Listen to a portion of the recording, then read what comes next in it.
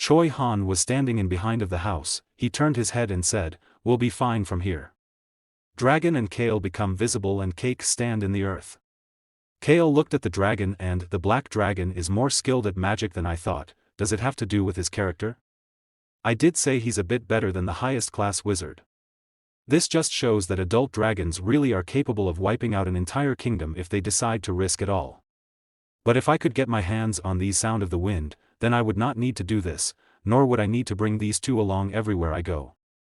The Sound of the Wind, that's the third ancient power that I am trying to obtain. To get that power, I need to visit Lady Amir's land at the northeastern coast of Rowoon. I plan to obtain the Sound of the Wind on my way back from the capital. It's a bit concerning that the ancient power is along the coastlines, but I can get it quietly. Since the whale tribe and mermaids only appear in the northern east coast toward the end of the fourth book, I can just say that I want to tour the kingdom a bit before I go back, then go over to the coast and take the power. I am sure Choi Han and his party won't be around me by then. Kale said to them, "Follow me." He was holding a folded paper. They were walking in the street where a lady and a man was talking. Choi Han said, "Night time in the capital is brighter than anywhere else." Kale replied, "It really is." They were walking in the market. Choi Han saw a couple was loving their child. Kale said, "Dragon, block out our sounds." A shield was formed around them so no one can hear them. Cake said, "There's a magic bomb here." Choi Han asked confusingly, "A bomb?" Cake replied, "Yes, a bomb. A magic bomb comes in many forms. The Western continent has been at war for a long time and there are many bombs since the continent excelled in the war of magic. But there are restrictions on things such as the place it can be installed or the acquisition of mana needed to denote it. Magic pumps are very hard to use. Matter newly developed magic bomb will explode, both here and all around the plaza in 6 days, Kale thought. 300 and underline found 5 bombs in the birth of Hero, but since the story was altered I don't think these same people or places would hold the bombs. That means this situation could also take a turn for the worse at any time. Although, I have no doubt that the terrorist attack will carry on as planned. After all, we have confirmed that the Mad Wizard is here in the kingdom. Choi Han asked, "Are you saying that a bomb will go off here?" And looked at the family. Kale said, "That's right, it can be buried in any place or even be put on a person. Obviously, the person carrying it won't know it's a bomb, that's why we need to stop it." He looked. Mother picked up her child. They looked very happy. Choi Han asked, "So how do we stop it?" Kale replied, "It's simple. Magic bombs are basically lumps of mana, so you can use your mana sense to check for places that have her high mana density." He asked again, "Are the bombs high enough in density to be detected so easily?" Call replied, No, the mana will be so subtle that even wizards won't be able to sense it easily. Also, that tiny lump of mana can attract the mana around it in an instant to create a huge explosion." Choi Han looked him confusingly and said, "Lord Kale, it sounds tough." Cake replied, "It's easy," and looked at Dragon and asked, "Right?" Dragon said, "I can do it, it's just a bit annoying." Kale thought, "Right now, I have the Black Dragon, which has great magic skill and the best manner sense in this world, so finding those bombs will be a piece of cake." Kale gave Choi Han paper and said, "I don't know who will carry the bombs, but the bombs that will be buried will be put in place at least 2 days before the event. At least one bomb will be buried near this plaza." Choi Han said, "Yes sir," I agreed. Kale said, "Choi Han, take the dragon with you and search around the plaza for bombs every night." Choi Han asked confusingly, "Just the 2 of us?" Kale replied, "That's right, I am sure you can hide your presence and find the bombs without being noticed, you are very skilled." 3 Honor asked, "What do we do once we find the bombs?" He replied, "Just leave them be for the time being." He asked again, "Don't we have to remove them?" He replied, "We are going to remove them on the day of the event." 3 Hun asked confusingly, "Can I ask why?" Carl asked him instead of answering, "You want to find that wizard, don't you?" Magic bombs always need a visit to denote them. The one that made the bombs has to denote it using a central control device. Choi Han looked him confusingly. "Say it again, find the bombs first. If you can track the people who place the bombs, that will be even better." Kale thought, "I don't expect these 2 to find the perpetrator that easily, and since they are going to have to search every nook and cranny for any slightly dense mana lump, it's going to be quite a hassle. That's why I made the 2 of them do it. I can't help them here anyway and I don't want to help." Choi Han opened the paper and looked at. Choi Han asked, "Then, do we stop 2 days before the event?" Kale replied, no, you're going to have to sneak in on the day before, too. Choi Han was confused about his decisions and asked, the day before? And thought, the security will be a lot tighter on that day. Kale smiled and take out a ball.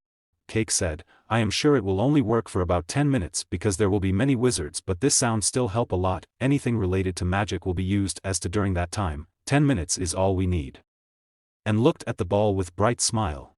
Cake was standing with the support of the wall and holding the ball. Choi Han was standing near to him and thought, then minutes is all we need. This marble will interrupt the bomb's mana for then minutes. We can use that time to save the people who are holding the bombs. I'm sure they'll be easy to find, and once that times comes, I'll have Choi Han and Dragon and many people and races to take advantage of. Kale stand straight and raise the ball. Choi Han looked him confusingly and said, Lord Kale, are you going to do all by yourself? He replied, so, get to work. Kale point a place and said again, I'll be waiting right over there, be black by 11 p.m. tonight. Choi Han turned his head and thought, why isn't he coming with us? Kale said, it's a bit chilly. Choi Han replied, yes it is, we'll work hard, so please buy me a drink when I return. Cake replied, all right. He looked at the dragon and told him, you should get going, too, dragon. Choi Han walked forward, he turned his head back and saw Kale, and then started moving. Dragon was flying with him. Kale looked at them from behind. 2 days later, at Kale house, Cake wake up and yawn. He thought, for 2 days, they searched all the places that might have bombs but they weren't able to find any yet. Servant knocked the door and asked, young master, are you up? Kale rise from bed. Servant opened the door and come in. Kale looked him shockingly and said, Ron. Ron stand in front of him. He replied, I'm back, my lord. Kale thought, I was woken up from my midsummer night's dream when reality came back to slap me in my face. Ron held the envelope in front of him and said, you've received a mail. Cake opened the envelope and smiled. The mail was, sir, will I be getting that free drink soon? Kale told said, gift wrap one of our finest wines.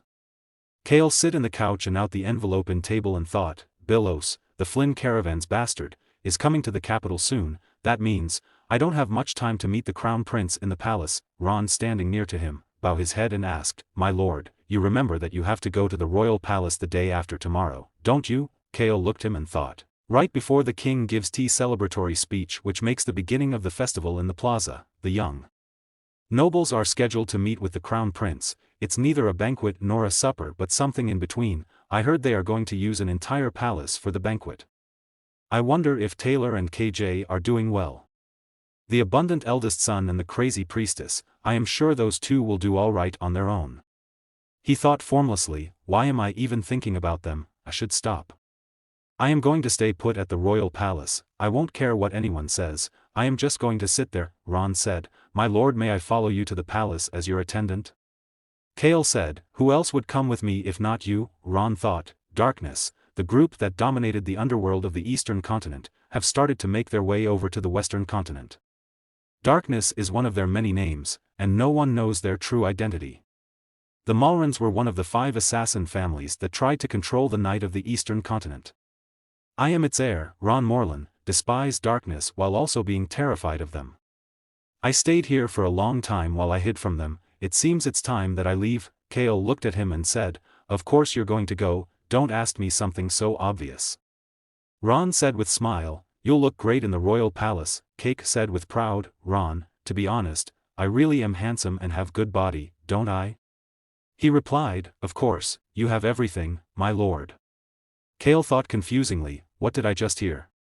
Ron bent down his head and said, I'll to out for a bit, I need to report to Vice Butler Hans. Kale looked him and thought, was his vacation too good? Why's he acting like that? Ron stepped towards the door and said with smile, I'll also tell the maids to prepare one of our best wines. Kale replied, okay, get going then. Ron opened the door and went out while On and Hong comes in. They sit in front of the Kale and Hong said, I think we can kill it when its guard is down. Hong said, we find a way. Kale looked at them and replied, good job. They happily clung his feet. Door was knocked. They both shouted, it's the wolf. Lark was standing outside the door. Cake gave the permission. Lark opened the door and come in. Kale set him to sit. Lark was shocked by his behavior and said, yes. He sit in front of him. Kale said, if you have anything to say, say it. Lark looked him confusingly.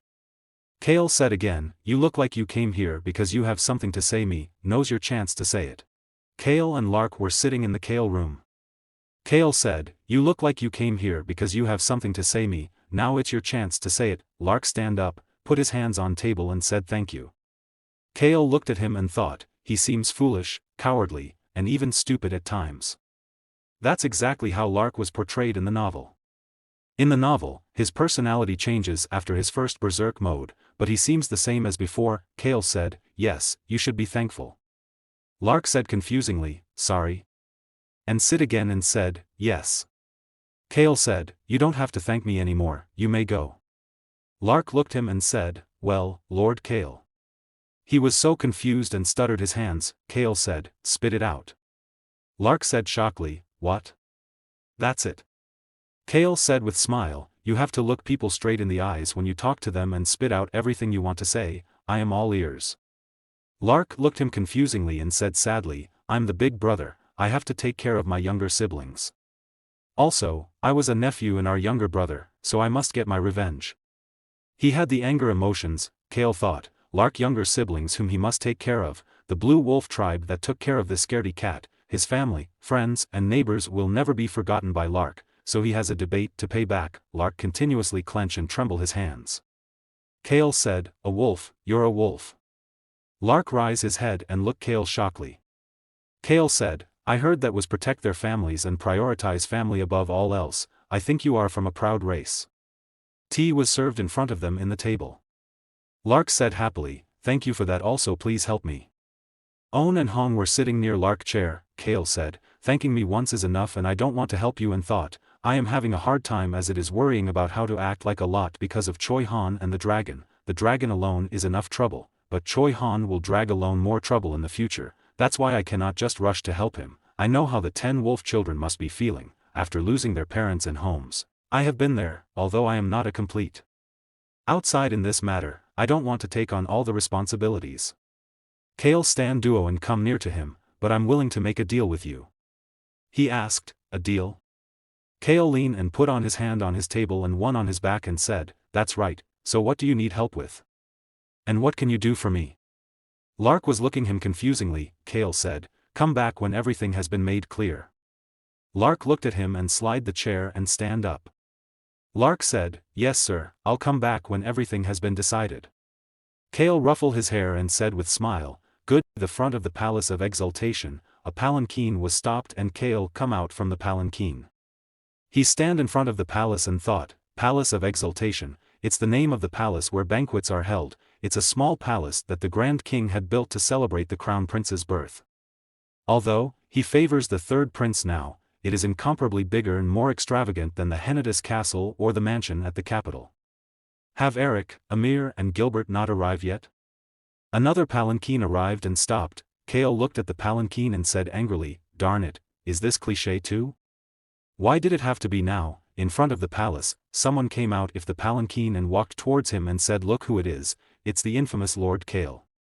It was a man in green shirt and have brown hairs and wearing a earring in one ear.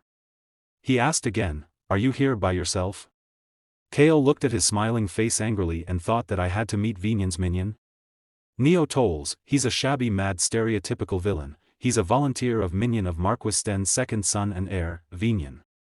The village that Black Dragon was kept in belonged to Viscount Tolls and the people of Tolls hated the people of Hennidas. The lands are just one mountain apart but the difference in wealth was too big, but they did try to be friendly with the counts in the past. 5 years ago, they aligned themselves with the Stens and become as cocky as they are now. Neo asked Kale, are you here by yourself? And smile. Kale thought with boredom, why did I have to meet Vinyan's minion at this moment? Kale and Neo was standing in front of each other. Ron was standing with a guard aside from them. A servant was standing near to Vinyan. Neo raised his hand and said to him, I am going to chat with Lord Kale for a moment, you guys should also go get your permits. He replied, yes sir. He said to Kale, Lord Kale, what is a lowly lout like you doing in a place like this? Kale thought angrily, how childish, is it because this world is a fantasy land in a novel or are there these types of people in the real world, too? I guess he's picking a fight with me since he's real. A young noble from a viscount's family talking like that to another young noble from a count's family? I thought that was only possible in books, but it's make me mad to experience it for myself. Cannot I do without these clichés since I am not even the protagonist? These petty villains who don't even know their places, I could ask Ron to take them out and that would be the end of it. Kale raised his head and looked at him. Neo made his fun and asked, "What is it? Do you want to throw a wine bottle at me? Or are you going to hit me?" Dragon, who was invisible to them, said to Kale, "He's rude." Kale looked at him and thought, he's picking a fight on purpose, since it's illegal to bring magic items inside the palace. He's still going at it as I cannot have any magic recording devices on me. Dragon said, "He reminds me of the bastard Vinian." Kale replied, "He's Vinian minion." Dragon asked, "Should I kill him?" Kale shook his hand in no and said, "I don't think you need to." Another palanquin stopped in front of the palace. Vinian turned his head and looked at palanquin confusingly. Kale also looked at the palanquin. Door opened and Eric, Amir and Gilbert comes out. Kale said Eric. Kale point on the Neo and said by expression, "Get rid of it." Eric gave the signal like he received his message and coughed slowly. Eric said with big smile, "Lord Neo, Kia being a long time." Kale thought angrily, "Crazy bastard." Vinian looked at them and thought angrily, "I guess they are trying to cover him even though he's loud just because they are on the same side." But suddenly his face expressions change, he looked confused and he looked at the Kale. He saw a big man behind the Kale, his expressions change into shock. Kale turned and entered in the palace and started walking. Dragon was flying behind him and said, "I recorded all the sound with my magic." Kale smirked and thought, "I will be sure to make him pay with that." I guess he left his guard down because he thought I would not have a magic recording device.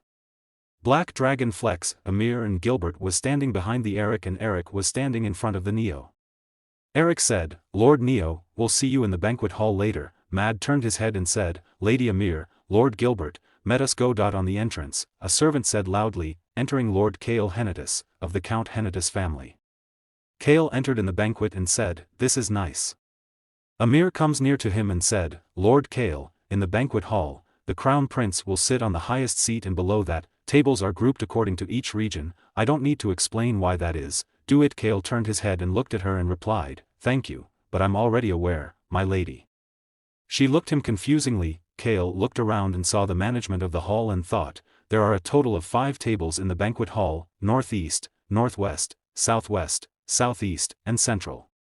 The tables are divided according to the spread of the nobles' powers. The crown prince is good at these things. He makes the nobles compete with one another, but he also makes them mingle. It's one of his main, said Trent, but he also takes great care of himself. The second and the third prince are cited a step lower than the crown prince. He puts so much care into all these little details. The crown prince and the people in high places are indeed really not my type. Eric stand near to him and said, "I knew our table would be the closest to the entrance." Kale put his hand on Eric's shoulder and replied, "I like that it's closer to the door, at least we don't have to find anyone to bow down to in our seats." Eric was touched by his words. Mad said, "Lord Kale, I'm glad that my efforts paid off." Kale looked him confusingly and thought, "Efforts? What efforts? I guess he's not talking casually because we are at the banquet. Why is she acting like that?" Amir and Gilbert was smiling. Servant again said loudly, entering Lord Vinian Sten, of the Marquis Sten family, and Vinian entered in the banquet behind him. Neo was also coming. Kale turned his head and saw them. Kale and the other 3 sit on their table. Vinian said, "Lord Kale is here." "Hello Lord Kale." Kale replied, "Yes, nice to meet you." Kale put his hand on his leg and thought, "I knew it." Dragon was sitting on his legs and looking him. Dragon was sitting on the Kale legs and looked not happy. Kale said it's alright, but Dragon was trembling. Kale said again, "I said it's alright." Dragon said, "I'm a great dragon." Before they come here, Kale explained the dragon about the situation. Dragon was sitting in the wall of the terrace and Kale was standing in the door. Kale said, "Listen up, if you follow me to the palace, you will run into Vinian. He's also one of the young nobles who have been invited to the banquet, but you cannot kill him. That day is a very important day. If you don't kill when you see him that day, I will make you a promise. Later, I will kill that bastard and everyone related to him. I will tear them to shreds." Dragon glared at him. Kale come near to him and stroked his head. Kale said, I'll turn them into dust in the wind. Now, Kale looked at the dragon and thought, I knew the dragon would be more reasonable than I imagined. It looks like he won't be going on a rampage here. If he did, this place would just be blown to bits and I'd be a goner. Kale thought the situation and shiver. Kale heard the Venian footsteps and thought, he is coming this way. I guess since the northwest table is right beside us, he will have to pass by us. Kale drooped his head angrily. Eric looked at him worriedly and gave him the signal of quite. Kale looked at him like, how should I ignore Venian? Venian stopped at their table and said, Lord Kale, it's been a while.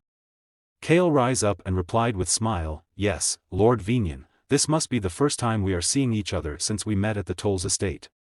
Neo was watching them confusingly. Eric and the other two also saw them worriedly. Venian Sten said, indeed, I was on my way back from visiting my close friend, Lord Neo. Kale replied with smile, yes I remember, we were supposed to share our drink in the capital. Venian said, yes that's right. Neo glanced at him. Kale said with sharp smile, yeah, the day after we met, a knight from Viscount Estate visited me. He told me the summer house was completely robbed of everything, so are you all right? Lord Venian, I heard you are close friends with them, I am sure you have heard the news. Neo looked at him angrily. Venian said flinching, yes, I did hear about that, it was such tragic news. Kale said, you have no idea how surprised I was to hear it during my hangover drink in the morning. Oh dear, there was nothing left, nothing. Everything was robbed. I hate you lost something very precious, is that right? Kale said to Neo, hang in there Lord Neo. I am sure something as inexplicable as this happens to everyone at least once in their lifetime. He replied, well, I suppose. Kale looked at him and thought, the most annoying type of person in the world is a loud mouth, a person who cannot read the room and a person without any ill intentions. Right now, I am three types, this is so fun. Kale opened his arms and said happily, you should just drink away those bad news. Lord Neo, tonight, we should drink the night away. Would you like to join us as well, Lord Venian?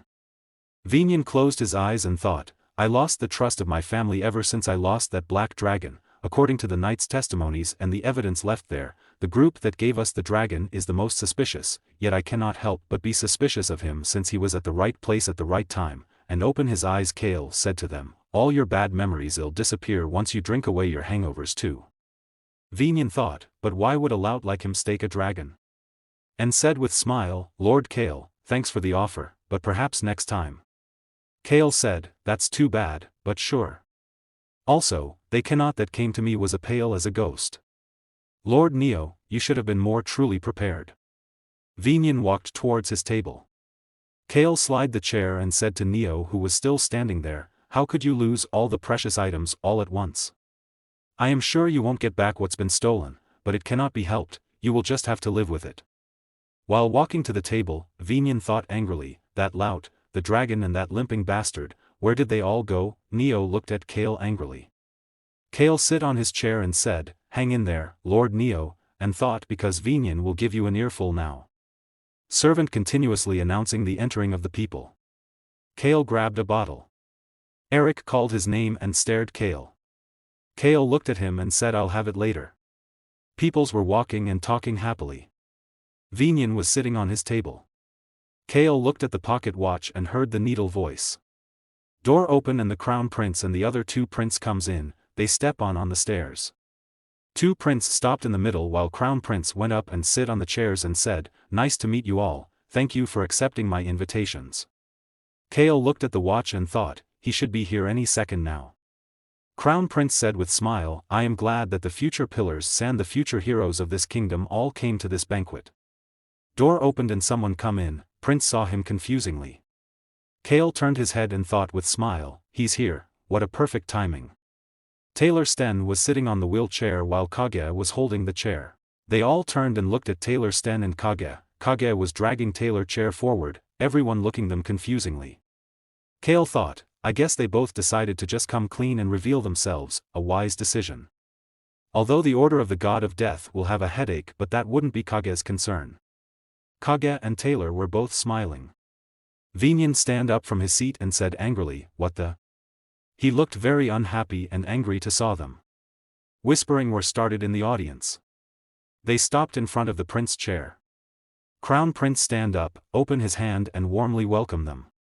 Crown Prince said, I didn't expect to see the eldest son of the Marquis Sten, Taylor Sten and the priestess of the god of death here. Taylor said, I heard there was an opportunity for the young nobles to meet and talk to the Crown Prince, so you came even though I wasn't invited. Prince smiled and said, I mean, I did ask for the representative of each family to come, but it wouldn't matter who comes, it Tat family has no representative. You must have been disappointed that I only sent out one invitation. He replied, just a little, Your Highness. Vinyan was standing and looking angry, people sitting around him were looked at him. Kale thought, a family without a representative, the Crown Prince just doubly insulted Vinyan for not being officially declared as the next hire. In the birth of a hero, the Crown Prince was always wary of the second and third prince, and the Stens are very close with the third prince, but that's the weird part. I know the current king favors the third prince, but it can't be that easy to depose a Crown Prince, and all the other nobles also each support a prince. Prince was standing high and Kaga and Taylor in front of him in the ground and everyone was watching them. Kale was also looking them and thought, not that I actually cared to find out about the details, but I guess something is going on. Crown Prince said, I'm sorry for having disappointed you. Still, I'm truly glad to see you on good health, it has been a while since we meet last time. Taylor said, Your Highness, even though I cannot move my legs, I still have my hands, head, eyes and mouth, all of myself is still alive. No, if anything, they've gotten stronger, Your Highness. Prince looked at him and said, I see, yes.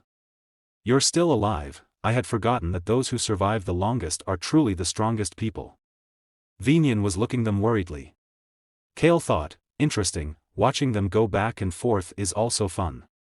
The Crown Prince, Taylor, Vinyan and all the nobles from each faction, are all in this hair-trigger situation and I just say, it's so fun to observe all of their faces. All I need is a bucket of popcorn. Prince looked at Kaga and asked, then, is there the priestess of the god of death? She replied, Greetings, Your Royal Highness, I am Kaga, the servant of the Enteral Rest. Prince smiled and said, let's talk later, we should all enjoy the banquet now. I just don't know where to seat you. Prince looked at the Kale table and said, actually I see the perfect spot. Kale looked at Pri8 and thought, it's here, isn't it? I guess this would be the only choice, our table without any great nobles. There are various families that have aligned themselves with great nobles of each faction, but we have a balance of power here. Also, this is the table where the richest and the strongest family of individuals' families, which not even the other great nobles can easily mess with, has chosen to stay neutral. Prince said with bright smile, Lord Taylor, you can sit at the northeast table, thankfully, they have many seats left.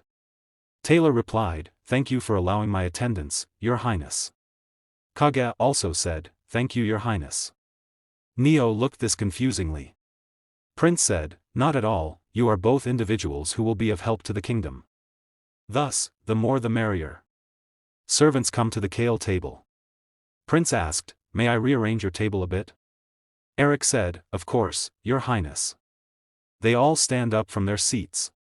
Eric whispered in Kale's ear, Kale, you know right? Stay put, all right? They rearranged their table, and said, please sit. Kale slide his chair and sit. Taylor wheelchair stopped next to the and he said hello.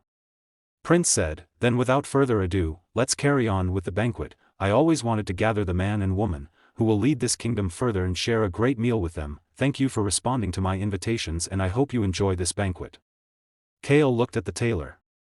Vinyan was also looking at their table. Servants started serving the food.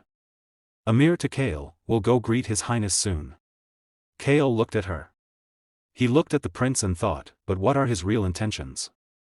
There's no way that the crown prince really gathered all the nobles out of gratitude, there has to be another reason, I can already guess a few.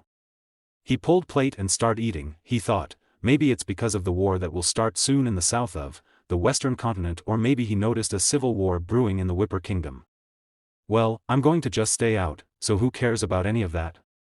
Dragon said to him, that looks delicious, you puny humans sure can cook great food, but there are magic video devices hidden everywhere in this hall.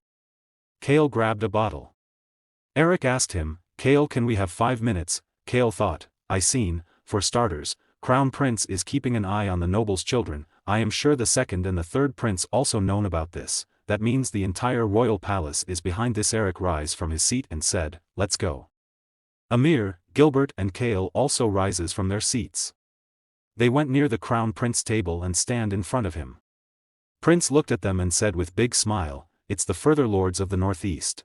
Eric, Amir, Gilbert and Lark were standing in front of the prince. Eric said, greetings, your highness, it has been too long since I, Eric Wilsman, came to give my greetings. Prince said, yes, Lord Eric, we have something to talk about, don't we? Eric raised his head and looked at him. Prince's name was Alvar Crossman. His blonde hair is the proof of the sun god's blessing and is the defining trait of the royal Crossman family who rule over Rowoon. Eric replied, yes, I have been waiting for the moment to talk to you, your highness. Prince said, I have been waiting as well. You are the clever son of the Wilsman, who guard the entrance of the northeast, which is one of the pillars of this kingdom. I don't want to postpone our talk any longer. Kale stared him and thought, here we go, his silver tongue is working its magic. Prince looked at Kale and said, you must be the Lord Kale of the Any Truth who guard the ends of our northeast. I have never met you in person before, but thanks to the Hennidas family, I am no longer afraid of the dark forest. You have no idea much that puts my heart at ease and allows me to sleep peacefully. I also heard that you were a free spirit, Lord Kale. Kale blew down in front of him, forgetting. Prince said, I am sure the free spirits of the sculptors in the Hennidas state give you the inspiration you needed. I feel that your soul is as pure as it is free. Kale looked at him and thought, I cannot be easy enough to give such compliments to an infamous lout. I guess he really is amazing on a princely level, and said, I also realized something after I met you today, your highness. And shake hand with Prince. Kale said again, we have our king, his majesty, the son of the Rowoon, and with him, our people have you shining over them like the moon, for when they are afraid of the darkness, your highness. Prince asked, is that so? Kale replied with smile, that's right, your highness. After having met you, this star in the hearts of our people, I don't think I will be able to sleep tonight. Last my heart explodes from all these emotions. Eric, Amir and Gilbert looked him shockingly. Kale thought, I just took my first step in distancing myself from the crown prince. Why did this puny human card the crown prince dye his hair with magic? It's on a level that only a great dragon would notice it, so did another dragon dye his hair? Or is it some other power? Damn it, I just learned something useless again. A secret about his birth, is it? His pupils are dyed too. This puny human seems to have a scheme up his sleeve. Weak human, be careful. Dragon was flying above the head of Prince. Dragon said to Kale, this human is not weak. Weak human, be especially careful, you will die. Kale looked at Prince and thought confusingly, the crown prince is known to have average strength, but he is not weak. The current queen is the mother of the third prince. The crown prince was birthed by a concubine. She was just a maid working in the palace, a commoner. And it is said that she died mysteriously when the crown prince was still a child. Even Choi Han deemed him to be an average man, so what is he hiding? No, whatever he's hiding has nothing to do with me. Prince said, we might be quite similar, Lord Kale. He replied, that is truly an honor, your highness. It was like a battering talk. They let go of each other's hands. Kale looked at Eric and Eric was also looking him confusingly. Kale thought, so there was a reason, our reason as to why the crown prince is keeping an eye on the second and the third prince, and why the king suddenly favors the third prince. Is he not the biological son? Or is there another secret about his birth? Let's not learn anything new. Eric stepped forward to the prince. Gilbert and Amor looked at each other confusingly. Kale said to Amir, by the way, Lady Amir. She replied, yes. He said, I heard the coast in your estate are beautiful, are they really? She turned and looked at him and replied, they are amazing, the steep cliffs along the coast are very beautiful. Kale thought confusingly, beautiful? Please. Is there are cliffs, it's going to be really hard to obtain the sound of the wind, the third ancient power, the sound of the wind. It was a power owned by one of the non-Wizard Alliance members during the Civil War in the Whipper Kingdom. It was owned by a mad tyrant who appeared near the end of the Civil War and is also known as the Wizard Slaughtered, but this power did not mean much to him anyway. I guess the magic tower will fall soon. After the Civil War is over, the magic tower will collapse and the person mostly likely to become the owner of the new magic tower in the western continent is Rosalind Choi, the Wizard Slaughterer, and the Crown Prince of the Empire. these three people are involved in all the big events in the central and northern areas of the Western continent, and they emerge as heroes in the book. In the beginning of the book, it is also implied that the jungle queen of the southern jungle in the Western continent will unify the South and get tangled up with them in the further. Aside from the secret organization that Choi Han is after, this continent will soon become a war zone after 200 years of peace. Of course, that is also none of my business. They come to their table and sit. Kale looked at Gilbert and asked, Lord Gilbert, may I leave after this is over? He replied, of course, although we are going to meet the crown prince after the banquet, you don't plan on coming with us, don't you? Gilbert was sitting on his seat and Kale was standing near him. Kale said, no, I have nothing to do there, I am sure you three know more about the investment anyway. Gilbert was flinched hearing this and said, I see you read the document. Kale replied, I just skimmed through it. Prince said loudly, today's banquet was fun, we have prepared a light wine party for later, so those of you who want to go there can do so and enjoy yourself, and I have already prepared your seats for this year's birthday festival. I hope you can all come and celebrate the joyous day with me. Let's call it a day for now. Kale looked at him and thought, he's practically forcing everyone to be there. I cannot say I did not see this coming, but it looks like I will be at the plaza when the bomb goes off.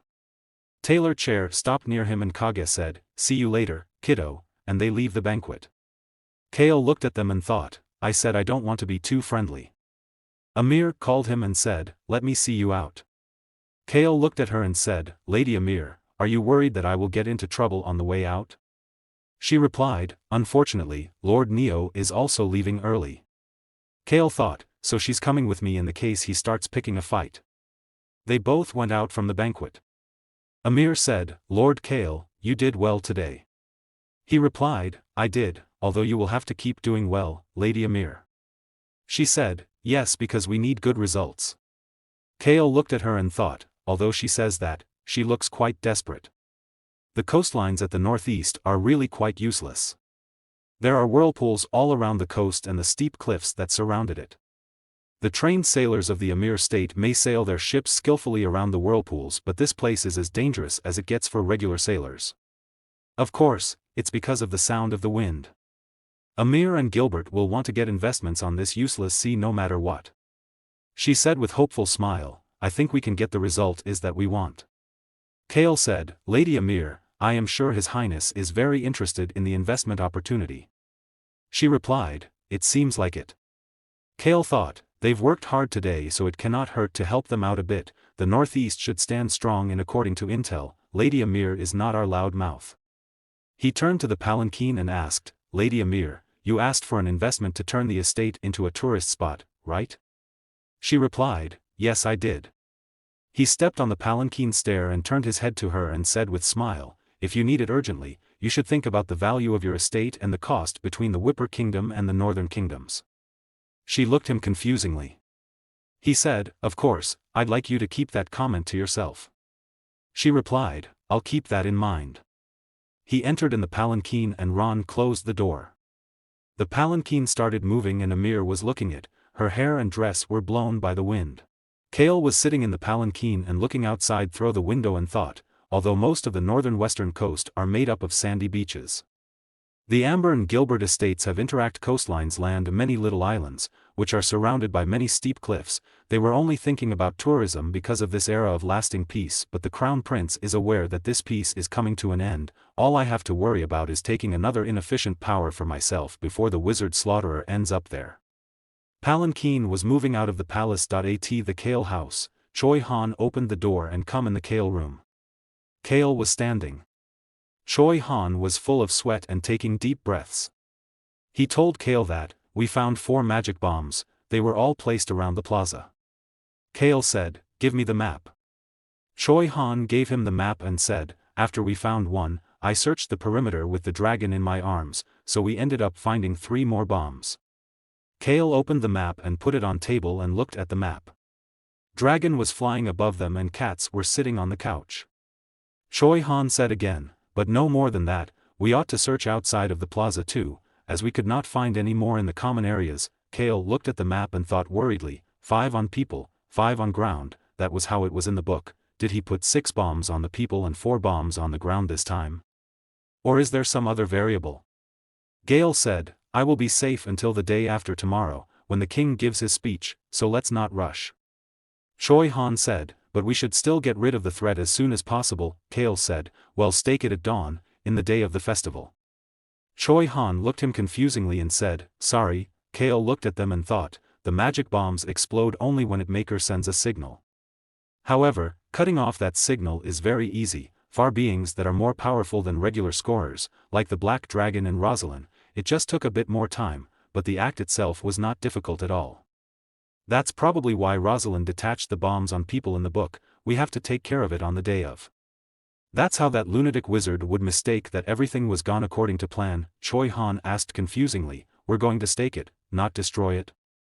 Kale smiled and replied, why would you destroy something so useful? I'm to use it, and thought, I am not going to use it as a bombard. They finally clustered power of mana in it is a useful ingredient. He said to Iran, there might be more, so keep searching. Also, make sure to keep checking that the bombs don't change their locations. He went near the cats and thought, from now on, Choi Han and the dragon need to stay hidden near the plaza at all times and constantly search the premises. I am sure it will be a tedious, difficult and nerve-wracking task. He looked at the cats and thought, it is time to earn your keep, and said get to work. Choi Han looked him confusingly. He sit on the couch and Choi Han and cats jumped from the terrace. Dragon was sitting in the tree branch, Palanquin was moving on the road. Kale and Lark were sitting in front of each other. Kale thought, the day before the festival of the birth of Rowoon King, I received news of Bilro's arrival in the capital. He remembered the day when Lark came in his room and he asked him for a deal. Kale asked Lark, you want me to look after your siblings? He replied, yes, that's my condition for the deal. Kale asked again, then what can you do for me? He replied, I won't be doing it alone. Kale asked confusingly, what do you mean? If you not just you, then who? He replied, my siblings will join me, we are stronger when we are together. Now, Lark said, the Blue Walls were once famous as a company of knights. Kale turned his head and said rudely, I don't know about any of that. Lark said, them, would you like me to explain? Kale replied, there's no need. Lark said, but still. Kale looked at him confused face and nervousness and thought, I should take Lark and 10 blue wolf cubs to create Dark Knight Company. When alone, Lark is terrified of the whale tribe, but if it was for his comrades, he'd lunge himself at their chieftain. That's just how he is, and I should take those who are even more fanatical than most cults under my wings. Kale raised his hand and said, stop being ridiculous, you want me to turn little children into knights? You asked me to protect them, but you condition seems like a paradox, and thought if I make them into knight from childhood, they them being wolfmen will turn them into something worse than fanatics. They did be a group of knights who are not afraid of death, Kale said, but what about their opinions? Why do you decide their life for them? Lark stared him and wiped his face and said shyly, I'm sorry. Kale said, there's nothing to apologize for. Anywhere, I now know what you want from me, so I will try to think of something I want from you. Kale looked at him and thought, of course, I already know what I want. I don't want it now, but in about 3 months from now. An ancient power that's worth a lot of money will appear in some dangerous mountain. I will be there for around 6 months and the Berserk Wolfman will be perfect to scale up that mountain. If I can sell the ancient power off to the Jungle Queen by exaggerating its worth a bit, then I can make enough money to last me a lifetime even after my family goes broke. I am sure royals have a lot of money, it won't matter if I take some of it. Lark slouched his head mad asked, do you think you'd ever need me? Kale looked at him disappointedly and said, don't ask such silly questions, of course I'll have a use for you. Lark said, I will do whatever your deal conditions state. Kale said okay and take out a money bag from his pocket and gave him and said, I'm sure you haven't seen your siblings in a long time, go tour the capital a little. Lark take the money bag and said shockingly, tour? Kale said, yeah, isn't this your first time in a big city? Go have some good food with your siblings, On and Hong go with you, so you won't get lost, and thought, I can't have a comfortable chat with kids around. On and Hong hugged Lark. Lark smiled and said, stop it, Hong On, you're tickling me. Kale thought, I should leave the wolf cubs with Hans later, or find a babysitter for them. I want it be someone who's clean and good at cooking. He remembered Vic Ross. He shivered and thought, who cares if he's good at cooking, cleaning and is usually well-mannered? He's all lunatic who loves to torture people. I cannot have him corrupt the pure wolf cubs. Palanquin stopped in front of the building. Kale come out and stand in front of the door. Lark also comes out. He raised his head and looked at the building confusingly. Kale said Lark to follow him. Kale and Lark went in the building. Servant welcomed them and said, "This is the fragrant vineyard, do you have company?" Kale nodded his head. Lark was holding cats in his arms. They stopped in front of the door. Kale said to Lark, "They're your siblings, so you should open the door." He replied, "Yes, and leave the cats in the floor." He put his hand on the door lock and opened the door. Children saw him and run towards him and hugged him, saying Lark happily. They were so happy to see each other again. Kale was standing near the Billows aside. Billows said, "Lord Kale." Kale replied, "It's been a while, Billows." Owner said, "It's nice to meet you, Lord Kale." Kale said, "Are you the owner of the caravan that followed him here?" He replied, "Yes sir, I've heard a lot about you from Choi Han. It's truly an honor to meet you, Lord Kale." Kale said, "Please, there's nothing great about meeting a lout. And shake hand with him." Owner introduced himself and said, "I'm Odious Flynn." Kale looked at him and thought, Odious Flynn, he was to be the next hire of the Flynn family, but instead he gave that up, and become the owner of a small caravan. In short, he is Bilros's uncle. He is also the man who introduced Choi Han to be Billows and the men who triggered Billows' greed. He's even more cunning than Ron.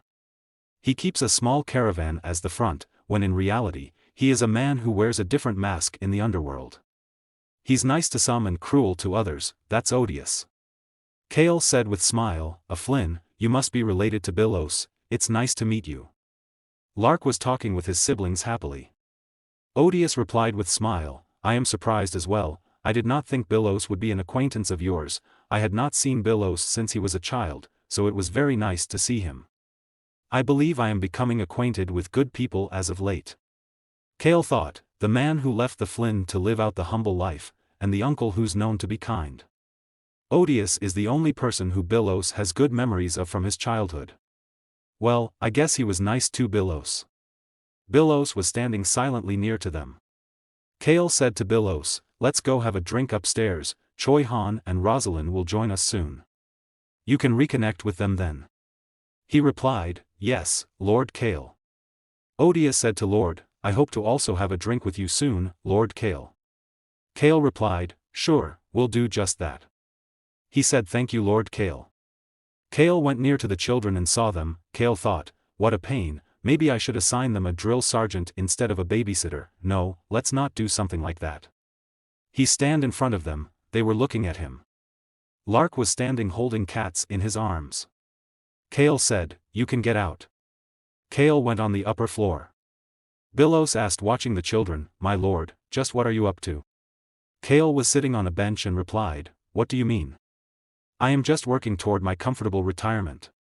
Billows looked at him confusingly and poured some wine and drank it. He put the glass on table and wiped his mouth with arm. Kale looked at him and said, "Can you not see me right now?" Billows poured wine again and said, "I was just really thirsty, I apologize, Lord Kale." Kale said, "I don't know why you are so anxious, but you should not be drinking alone." Kale pours wine in his glass. Billows called him. Kale asked, "Yes?" Billows said, "Lord Odious is my father's older brother, and so my uncle by blood." Kale thought, Billows is not allowed to bear the name of Flynn, which is why he cannot even address his uncle freely, but Odious was also the only adult who was ever kind to Billows. Odious said to Billows in his childhood that, "Billows, I think of you as my nephew and family, you have every right to be here." That's what Odious said to Billows in The Birth of a Hero. Those words motivated and set of Billows on his journey.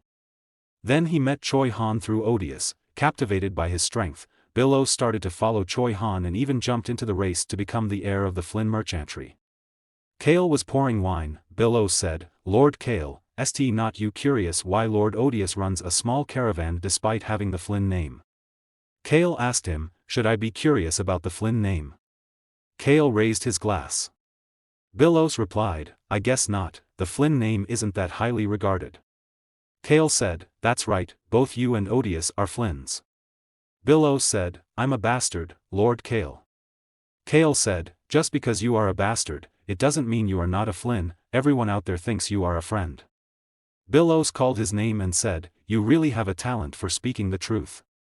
Kale smiled and said, "I do, don't I?" He held the wine bottle and gave him to Billos. Billos smiled and replied, "Which brings me to my point. What did you steal with the equipment you borrowed from me?" Kale said with smile, "I stole one thing and I am about to steal the rest of the things." Billos asked with smile, "Can I join you?" Kale said, "All seats are taken." He said, "Then, I guess I'll have to steal something else." Kale said, "Do as you please." They both started laughing. At Kale House, in the Kale room, Ron was standing in front of the Kale and bent down for greeting. Kale looked him confusingly.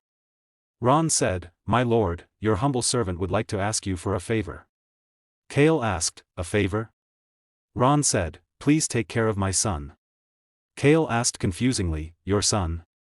You mean Vic Ross?" He replied, "Yes, my lord." Kale asked again, "Why?" Ron replied, "It's because I have to go fix hunting, my lord." "You know that I kill people, don't you, my lord?" Kale asked, "What about it?" He replied, "So I'm going on a trip to kill someone." Kale asked, "Without your son?" He replied, "Yes, my lord." Kale asked, "So the fix you're going to hunt is a person?" He replied with evil smile, "Yes, my lord, I must go kill a whole skulk by ripping them to shreds." Kale shivered by hearing this. Kale thought, either Ron or the ones he's after will be ripped to shreds. There are only two outcomes. The Choi Han party does not need Ron right now anyway. As long as Lark can go berserk freely, they don't need Ron or Vic Ross firepower. But watching him say all that with such a face is giving me the chills. It did be better if he did not smile. Kale brushed his hair by hand and said, "All right, you go do that."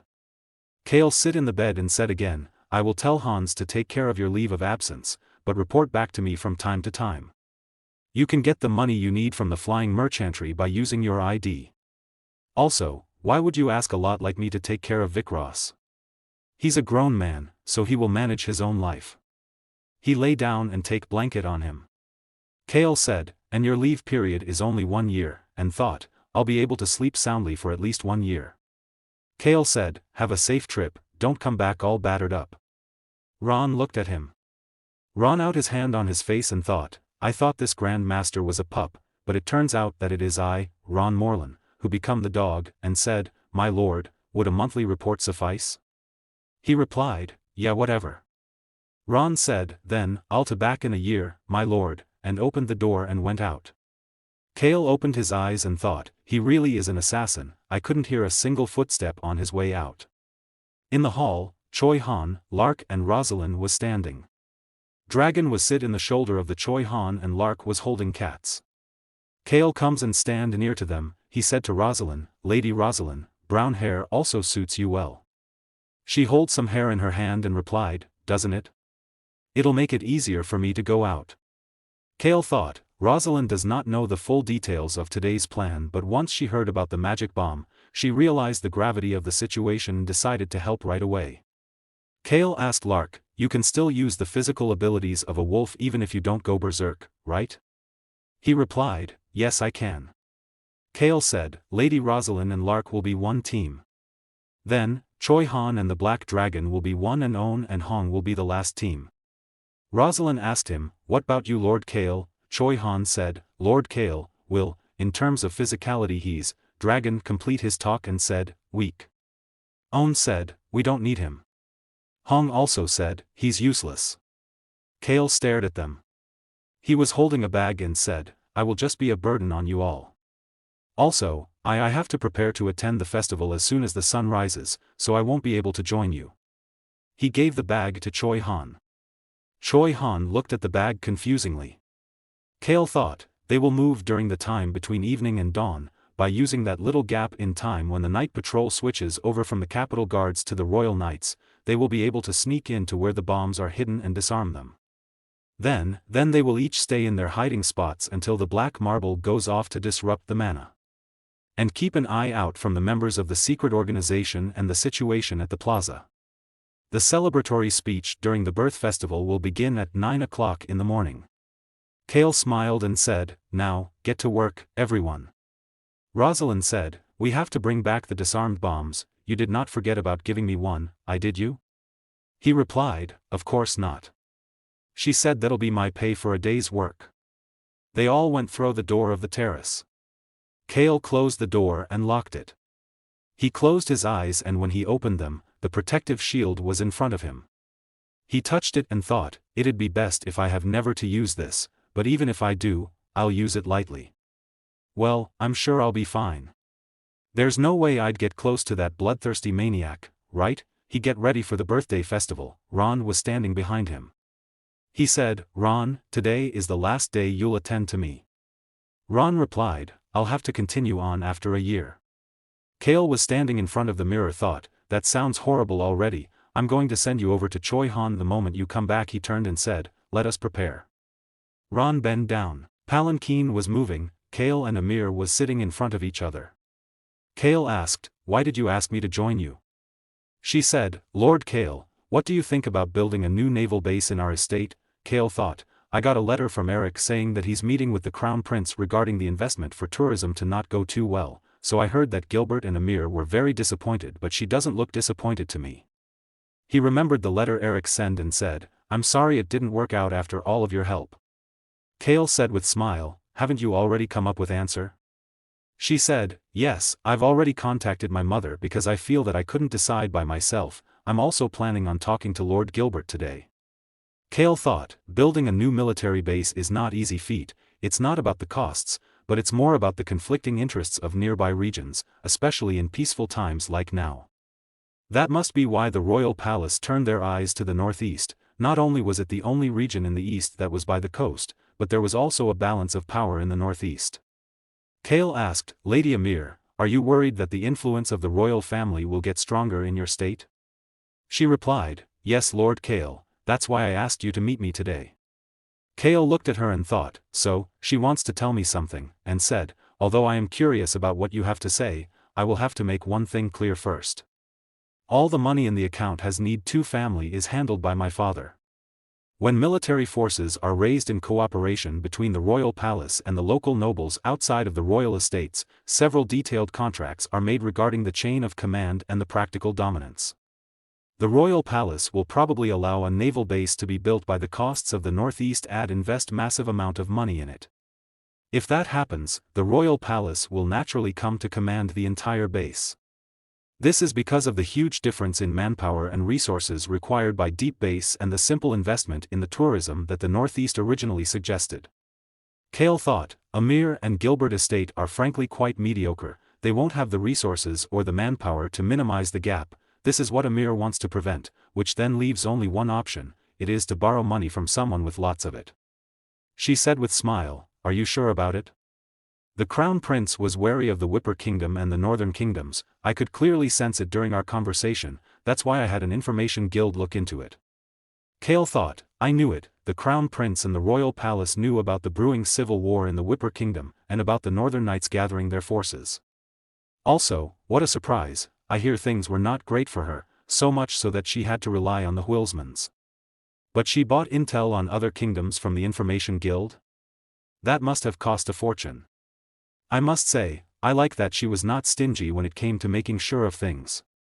Palanquin was moving continuously, she said, I hear the voice in the Count Hennet estates are undergoing repair. Since your family is famous for defending against all sorts of threats, I am sure you are also interested in military forces.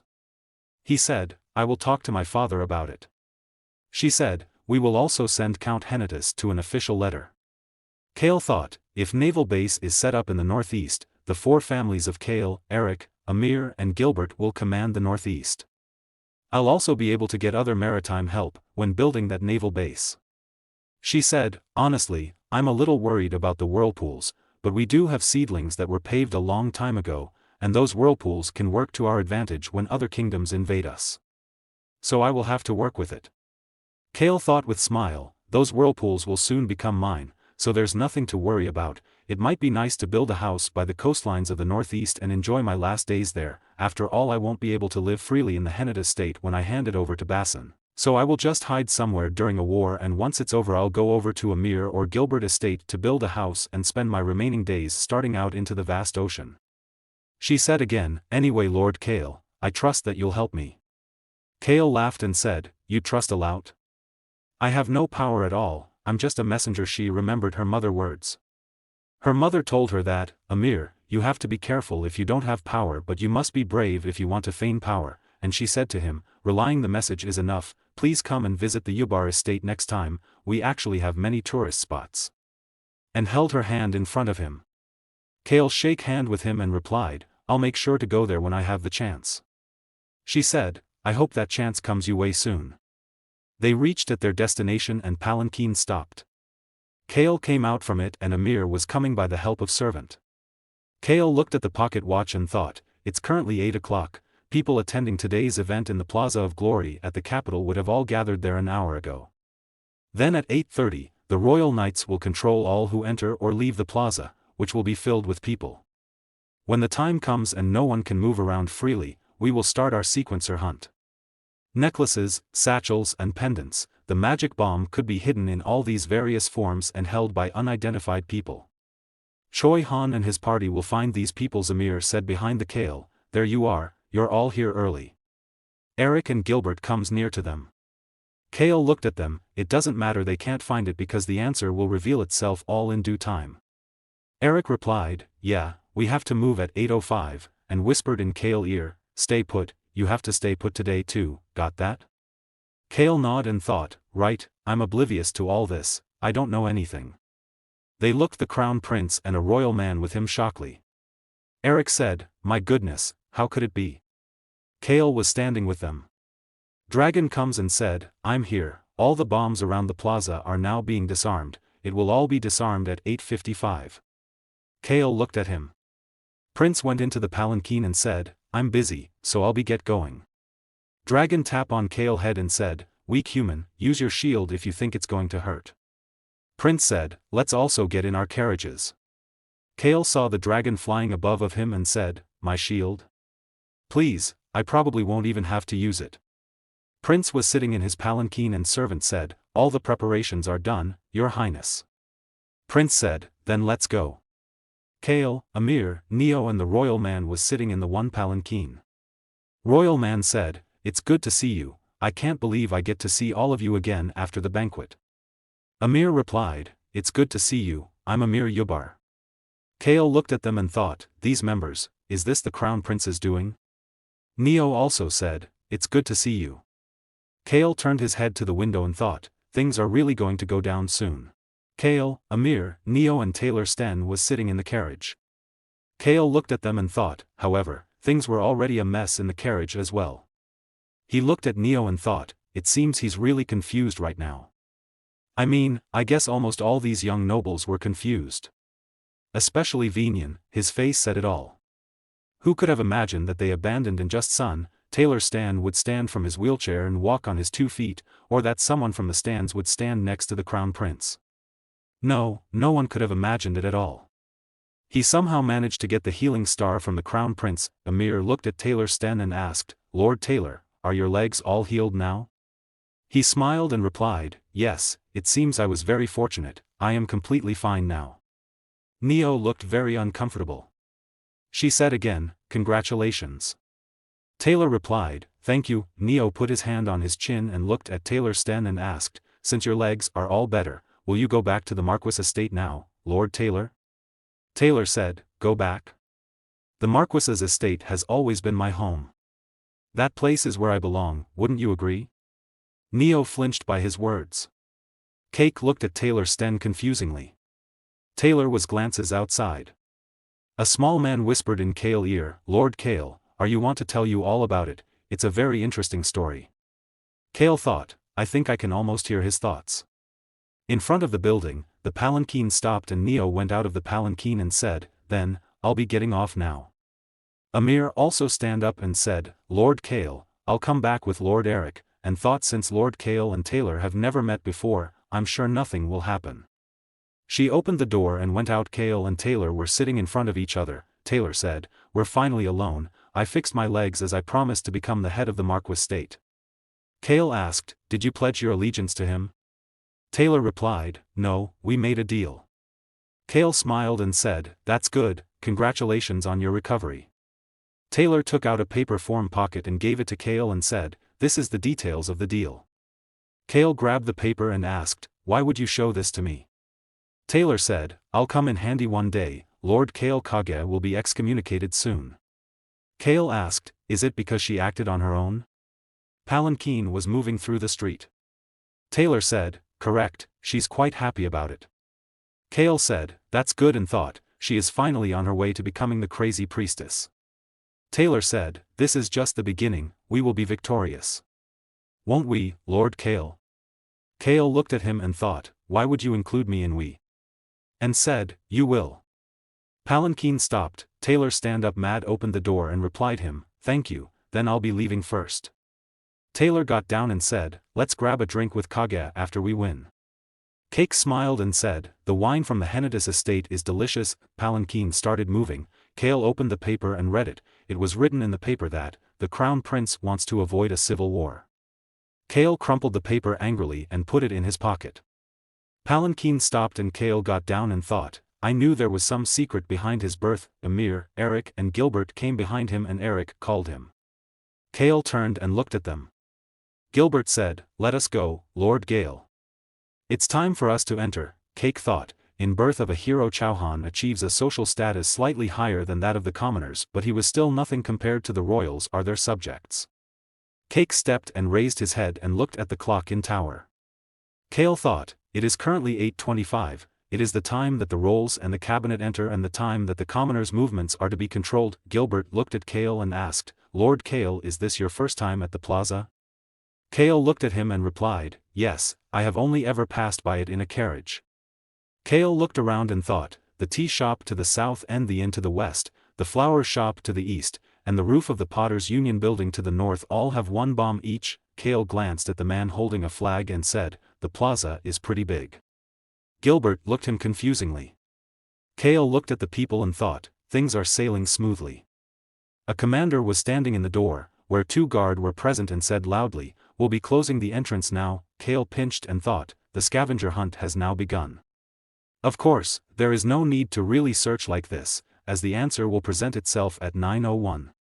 Servant said to Kale, please take your seats there. Taylor and Amir were already seated while Eric was sitting. Kale looked at them. Taylor said, we meet again, Lord Kale. Kale sat down on the chair and said, indeed, Lord Taylor, and thought, it's the same seating arrangement from the banquet. Eric looked at Kale and said, Kale, stay put, got it? Kale looked at him and said with smile, Eric. It was 8:40 on the clock at tower. Kale thought, I plan on doing nothing today. The clock on tower showed the time of 8:40.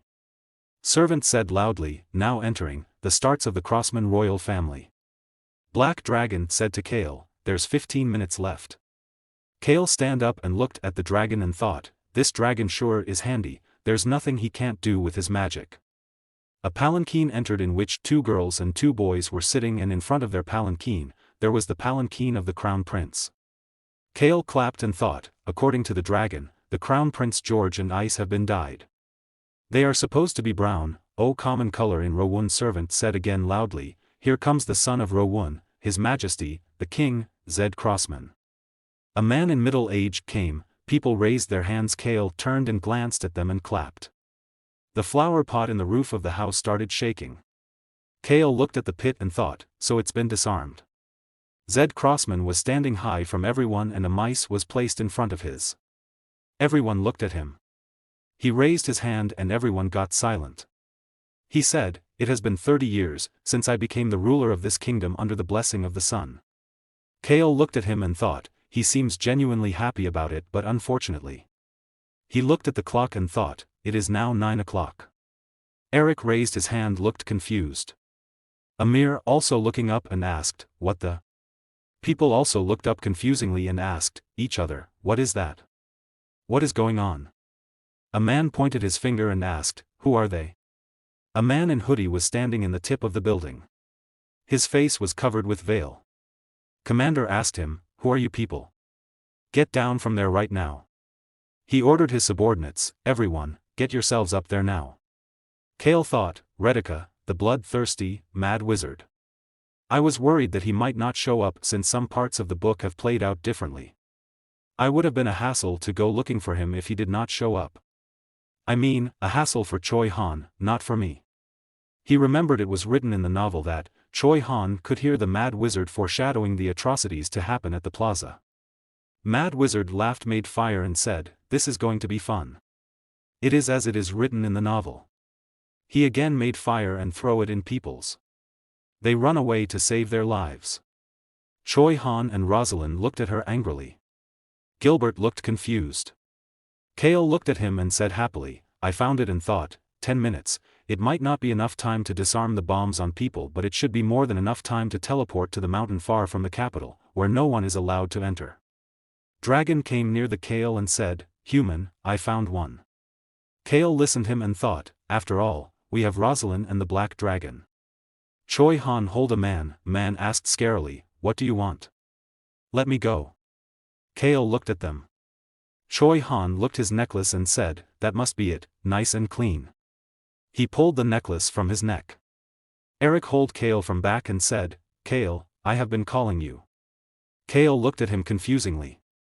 They stand up. Kale looked at the prince where Commander said to him, "Your Highness, you'll have to evacuate for now." Kale looked at Prince Hairs and thought, the Crown Prince Hair. Dragon asked Kale, "Did another dragon die it? Or is it a different power?" Kale thought, is what the dragon said, seeing as how it's not becoming unknown, maybe he used magic that doesn't use mana? Eric called him again worriedly, "Kale, come in, we have to go, now." Mad Wizard continuously attacking people and laughing. He said, "How annoying." They all Mad Wizards were attacking. Dragon said, "One more human and another one." Kale thought, it is 9:04, and we found 3 people. Eric called him worriedly. Amir, Eric and Taylor were standing in front of him and Eric said, "Lord Kale, we don't have time for this, we need to leave now." Taylor also said, "Yes, we need to evacuate." Kale looked at them and grabbed Eric from shoulder and waved his other hand back and said, "Eric, calm down." They hear the voices and looked at the gate where members of nobles were standing and speaking to open the gate. Guard said, "Please wait." They said angrily, "You want us to wait in this situation? All the nobles are trying to escape," I said, "Open the gate." Kale looked at them and thought, what a mess. Eric adjusted his glasses with finger and said, "Thank you, that woke me up. Now you're back to yourself." Kale thought, it's 9:08, we only have 2 minutes left, since the wizards have begun to stabilize the mana disruptor will become ineffective soon. He looked at Choi Han who raised a bag in front of Rosalind and thought, that's another bomb disarmed, that's 4. Now we just need to find 2 more. Once the mana is stabilized, all the mana in the air will fly toward the magic bombs again. I am sure 2 minutes is more than enough time, it's all over now. Kale said confusingly, "What?" Taylor looked at him and asked him, "What is it, Lord Kale?" Kale thought, there are only 4 bombs. I am sure that the book said there were 10, did the numbers change along with story? They turned at the people who screamed. 2 men pointed on the sky where white stones showing and said worriedly, "Activate mana stabilization." They were many in numbers and they burst. The protective shield around the plaza protect the plaza. Bombs passed out the shield. Kale looked at the situation and thought, that's the Black Dragon and Rosalind for you, the bombs made it past the barrier, so that's good. Bombs were through to the mountains. Mana stabilization got complete. A man looked his hand confusingly. Zed Crossman and Crown Prince also looked this shockingly. Kale also looked this. Taylor said, "Those are the magic bombs." Kale thought, any noble who knows a bit about magic knows there's only one thing powerful enough to explore like that. I guess there really were only 4 booms. Dragon said, "We saved them." He again said happily, "I saved them." Kale thought, no one died, just as I has planned. Mad Wizard looked at the mountains where bombs exploded shockingly and said, "It's a pity that no one died, why did those bombs explode over there?" So this one failed. Zed Crossman asked, "What have you done? Who are you people?" Kale thought worriedly, wait, this one failed? Does that mean there's something more? Zed Crossman looked at the commander and asked the commander, "Do you think you will just get away with this?" Guards. Commander ascended the stairs and said to the guards following him, "Go up there and catch them." Mad Wizard said, "I guess it can't be helped," and clapped. 2 more Mad Wizards land near him, they were wearing bags. Kale looked at the bags and thought, that's it, that's where the other 2 bombs are. Mad Wizard tore up a shield. Kale thought, shield, acceleration and magic for self-immolation, he had prepared expendable minions. Mad Wizard tore the shield into pieces and said to others, go. The other jumped. Commander said, stop them. People started running. Kale looked at them and said, they're coming this way. Eric said him worriedly, let's go, Kale. Taylor also said, Lord Kale, hurry. He looked at them. Dragon said, I'll go over there. Kale thought, it's too late to run now, getting off a few seconds head start won't save us from the explosion. Wizard's bags started opening. Kale looked at them and thought, if the bombs blow up, then I might lose an arm but it will regenerate thanks to the energy of the heart. But these people will get hurt no matter what and they cannot grow back any limbs that they lose. This calls for a change of plans. Dragon came near to him with Rosalind and said, I've brought her here. She called his name. She looked in anger. Kale was standing behind her. She made a shield around them. Mad Wizard raised his hand towards the bag and transfer mana and said, explode. Kale raised his hand and made shield around the wizard man. She looked him confusingly. The wizard man came near to their shield. Dragon said, I'll block too. They were blocked in the shield. Rosalind turned his head to Kale and asked, Lord Kale. Kale was putting pressure to maintain the shield, he said, damn it. Bombs exploded in the shield. People sat down and put their hand in ears. A man said with pain, my arm. A woman also sat near to him and looked injured. Taylor and Eric looked this shockingly. Eric said, what is? The shield broke. Kale's hands were raised and thought, that explosion was huge. Kale fell on his knee but he smiled on his victory. Rosalind called his name. She sat near him and asked worriedly, Lord Kale, are you all right? Kale looked his hands and thought, that stings, I hate pain. I could save the bit of my power thanks to the black dragon but it still hurts. Amir, Taylor, Eric and Gilbert came near to them. Taylor called high name worriedly. Eric asked him, Kale, are you all right? Kale said, I'm all right, but suddenly blood came from his mouth and he started coughing, his hand was full of blood. Eric shouted, blood. Kale rubbed his chest and thought, that is the power of the energy of the heart, I can feel its energy stabilizing my body. All my limbs are intact and my palms sting a bit but it hurts less than a paper cut and that one cough made my body feel much better than I did felt in moments. He smiled and thought, I could get used to this, I can see why all the heroes never gave up on their ancient powers. Rosalind held him from shoulder. Taylor asked worriedly, how can you be smiling right now? Stop smiling. He looked him confusingly. Taylor shouted, you don't even have to force your eyes open. Kale looked at him confusingly and thought, what's with him? Dragon yelled at him, weak human, you cannot die. You are too weak, if you die, I will kill everyone here. Kale looked at him and said, come on. Dragon said again, I will crush them all, I will destroy every single one of them, including myself. Kale thought, I know he means well but what chilling words, they are ringing in my head too. Amir ran and said, Lord Kale, I'll go call a priest. Eric ran after her and said, I'll go with you. Kale looked at them and thought I am not hurting anywhere but I guess I could use a checkup and I need to see like I am hurting but more importantly. He looked at the Choi Han who was standing in front of the guard. Choi Han said please move. Guard said angrily, civilians can't enter the plaza. Choi Han asked angrily, civilians? Who came up with that word? Kale waved his hand and thought, I told him to lay down. Choi Han looked at him. Kale waved him that don't come here, go away. Choi Han looked at On and Hong sitting in his shoulders and said I'm sorry. On came into his hands and said, there's no need to apologize. Rosalind asked him, Lord Kale, are you all right? He replied, yes, I'm great. Rosalind looked at him and thought he says it so nonchalantly, but what he did is incredible. I don't think even I could have done that, and I'm royal. She said to Kale, you're really hard to read. Kale stared her. She also looked at him confusingly. They looked up shockingly. Mad Wizard was standing up and laughed. He said, I didn't see this coming at all but this is fun too. He looked at them angrily. Kale and Rosalind looked at him. He looked at Rosalind and said, you're the woman I saw in the Blue Wolf Tribe's village. He laughed and put his hand on his face and said, my word. A guard was holding a bow and aimed his arrow to him. Mad Wizard said again, so many things in the color of blood, I love it. I'd live ho hang up all of you as decoration. Kale said angrily, are you insane? He looked at Choi Han and thought mad characters like that usually don't live for long. Choi Han also looked at him and nodded his head. Guards attacked Mad Wizard with arrows. Mad Wizard looked at them angrily. Zed Crossman flinched. Mad Wizard waved his hand and said, well, then see you next time, and disappeared. The arrows hit each other.